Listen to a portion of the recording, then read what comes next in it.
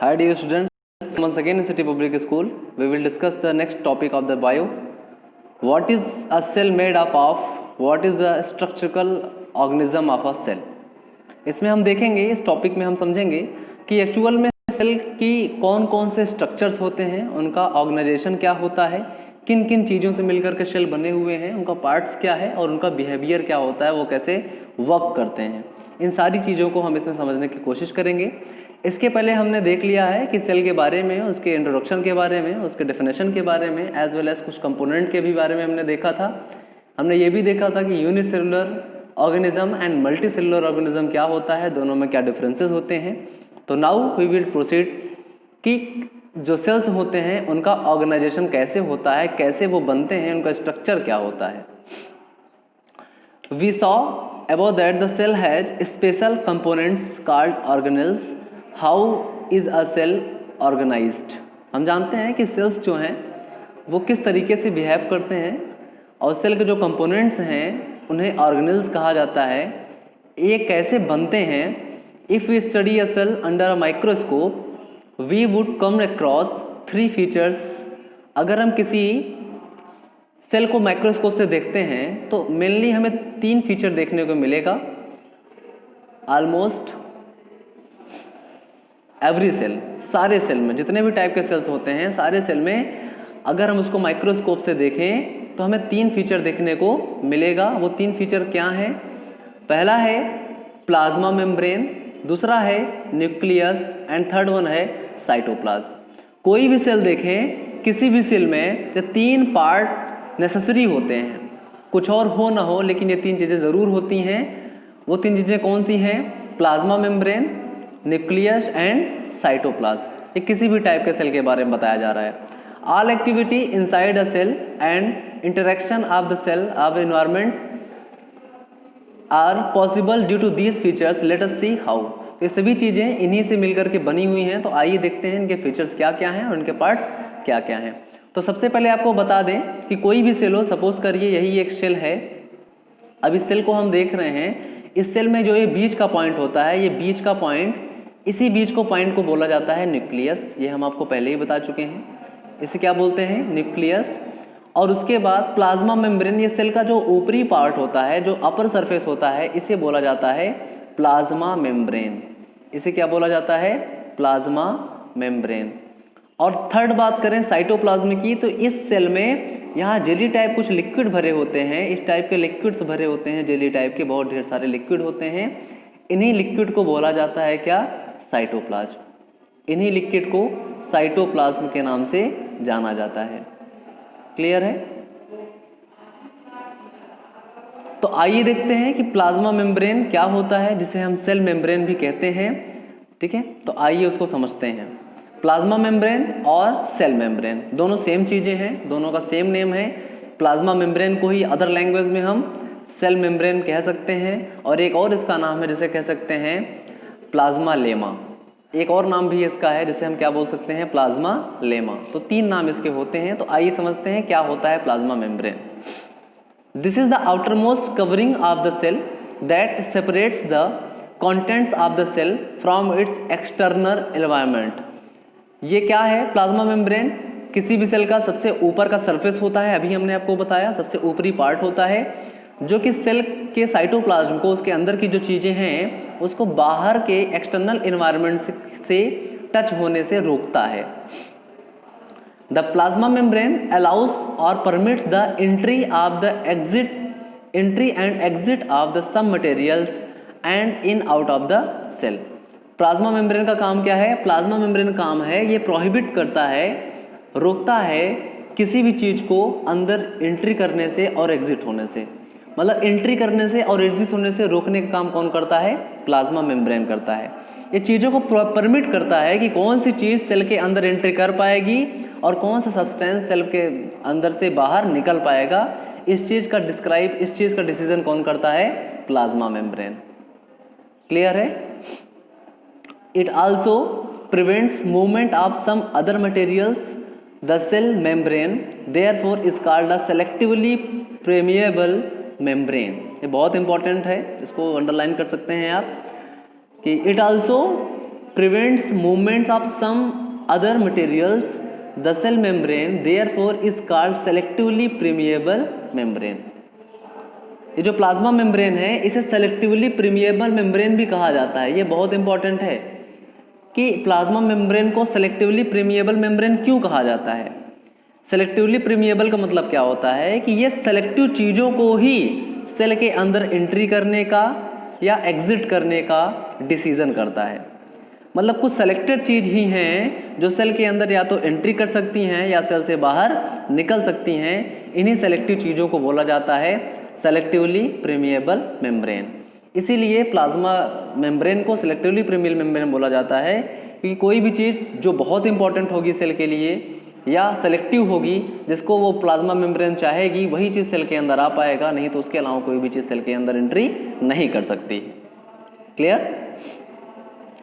How does the movement of the substances take place into the cell? How a substance move out of a cell? तो हम आइए समझते हैं कि कैसे सेल मूव करता है, सेल के अंदर कोई चीज़ कैसे एंट्री करती है और सेल के बाहर कोई चीज़ जाती है। तो सेल के अंदर से कोई चीज़ बाहर कैसे जाती है और सेल के बाहर से कोई चीज़ सेल के अंदर कैसे एंट्री करती है, अब इस चीज़ को हम आगे समझेंगे। Some substances like carbon dioxide or oxygen can move across the cell membrane by a process called diffusion. Very important line है ये कि कुछ चीज़ें some substances like carbon dioxide CO2 and oxygen O2 ये मूव कर सकता है cell में अंदर से बाहर और बाहर से अंदर। किस फिनोमिना के थ्रू? डिफ्यूज़न के थ्रू। किस फिनोमिना के थ्रू? डिफ्यूज़न के थ्रू। मतलब डिफ्यूज़न एक ऐसा फिनोमिना होता है, एक ऐसा प्रोसेस होता है जिस प्रोसेस से हम कह सकते हैं कि सेल मेम्ब्रेन के अंदर कोई चीज़ एंट्री कर सकती है। मीन्स कार्बन डाइऑक्साइड किस तरीके से सेल मेम्ब्रेन के अंदर एंट्री कर सकती है और ऑक्सीजन कैसे अंदर से बाहर या बाहर से अंदर जा सकता है, इसे क्या कहा जाता है? डिफ्यूज़न कहा जाता है। We have studied the process of diffusion in earlier chapter. हमने पहले के चैप्टर्स में डिफ्यूज़न के बारे में पढ़ा हुआ है। We saw that there is a spontaneous movement of a substance from a region of high concentration to a region where its concentration is low. Very important line है ये भी। हमको पता है डिफ्यूज़न के बारे में कि we saw there is a spontaneous movement of a substance from a region of high concentration to a region of where its concentration is low. Diffusion क्या होता है? डिफ्यूज़न एक ऐसा प्रोसेस होता है जिसमें कोई भी सब्सटेंस हाई कंसंट्रेशन से लो कंसंट्रेशन की तरफ चलती है। सपोज करिए ये कोई ऑब्जेक्ट है, ये कोई बॉडी है जिसके अंदर कंसंट्रेशन बहुत ज़्यादा है, बहुत हाई कंसंट्रेशन है, चीज़ें यहाँ पे बहुत डेंस रखी हुई हैं, कंसंट्रेशन इसका बहुत हाई है। और यहाँ एक बाहर का जो इन्वायरमेंट है यहाँ पे कंसंट्रेशन कैसा है? लो। यहाँ का जो कंसंट्रेशन कैसा है? लो। और यहाँ का अंदर का कंसंट्रेशन कैसा है? हाई। अब इस केस में हम देखें तो डिफ्यूज़न क्या होता है कि कोई भी सब्सटेंस हाई कंसंट्रेशन से लो कंसंट्रेशन की तरफ ही मूव करती है, कभी भी लो कंसंट्रेशन से हाई कंसंट्रेशन की तरफ मूव नहीं करती। तो कोई भी सब्सटेंस जब हाई कंसंट्रेशन से लेकर के लो कंसंट्रेशन की तरफ मूव करती है तो ऐसे मूवमेंट को कहा जाता है डिफ्यूज़न। क्या कहा जाता है? डिफ्यूज़न। क्लियर है? Something similar to this happens in cell when, ऐसा ही कुछ होता है सेल में। For example some substance like carbon dioxide which is cellular waste and requires to be excreted out by the cell accumulates in high concentration inside the cell. In the cell's external environment the concentration of CO2 is low as compared to that inside of the cell. अगर हम यहाँ बात करें cell के साथ भी कुछ ऐसा ही होता है कि जो हमारा सेल है, ये हमारा सपोज करिए सेल है।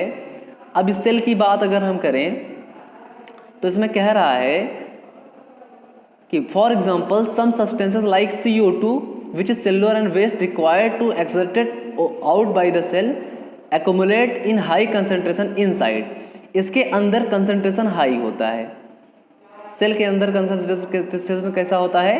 हाई होता है। And in the cells external environment the concentration of CO2 is लो।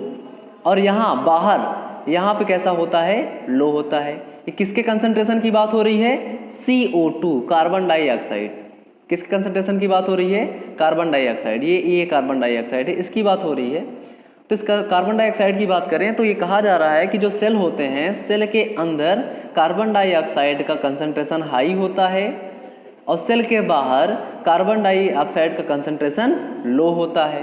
तो आप समझ सकते हैं डिफ्यूजन क्या होगा, हाई कंसंट्रेशन से low concentration.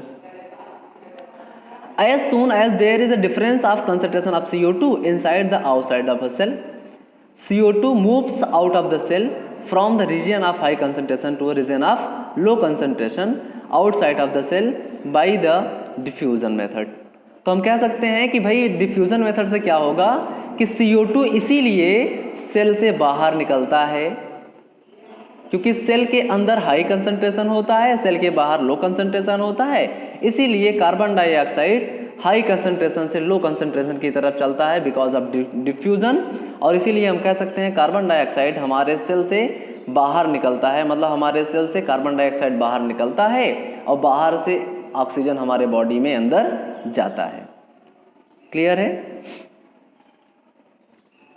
Similarly, O2 enters the cell by the process of diffusion when the level or the concentration of O2 inside the cell decreases. Thus, diffusion plays an important role in gaseous exchange between the cells and as well as the cell and external environment.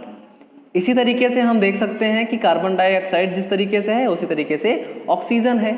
तो एक figure छोटा सा बना के बहुत आसानी से हम इसे समझ लेते हैं कि ये सेल है और इस सेल के अंदर हाई कंसंट्रेशन है CO2 का, तो इसका और लो कंसंट्रेशन है बाहर इन्वायरमेंट की तरफ, लो कंसंट्रेशन है and in the cell high concentration.